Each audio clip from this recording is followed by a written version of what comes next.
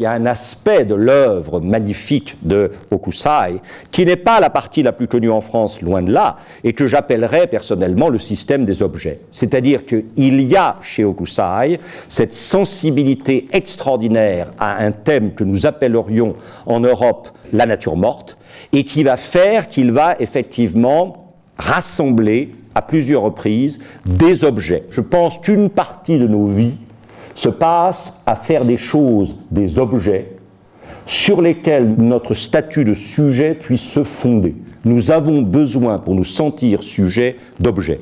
Or, pour que ces objets soient des objets, il faut qu'au départ, ce soient des choses que nous nous approprions, que nous intégrons dans notre intimité et qui perdent leur statut de choses pour devenir des objets sur lesquels notre statut de sujet prend appui.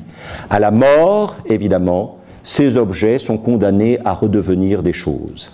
Je ne sais pas si vous avez lu le très beau livre que Paul Auster a écrit sur la mort de son père, où, après la mort de son père, il entre dans l'appartement de son père et il fait ce que nous avons tous fait un jour ou l'autre, ou que nous ferons tous un jour ou l'autre. C'est-à-dire que nous nous retrouvons d'un seul coup avec des objets qui sont redevenus des choses, c'est-à-dire avec des objets qui faisaient sens par le corps qui les portait, par le corps qui les touchait, et qui sont tout d'un coup désespérément vidés de leur sens et de leur signification. Et là, Auster a quelques pages absolument époustouflantes sur cette redégradation de l'objet en chose. Et vous voyez, je pense qu'ici, ce qui est très beau chez Hokusai, c'est cette manière qu'il a à la fois de choisir des objets extrêmement simples et de laisser entendre que ces objets extrêmement simples sont restés comme substituts à la présence de, en l'absence de. Vous voyez ce que je veux dire? C'est des objets qui restent comme substitut à la présence, en l'absence de. Et inévitablement, il y a ce que Roland Barthes aurait appelé probablement un pathétique discret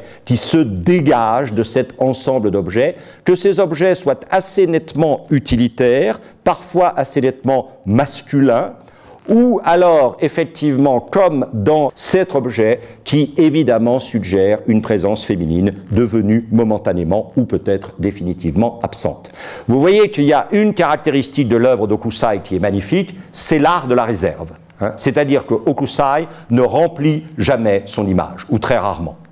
On verra tout à l'heure des images remplies, mais c'est très rare. Hokusai a l'art de la réserve, c'est-à-dire qu'il a l'art de ne pas remplir toute la page. Et donc, finalement, à ce moment-là, l'objet ou les objets deviennent des apparitions, c'est-à-dire qu'ils semblent se détacher sur un fond d'absence ou de neutralité.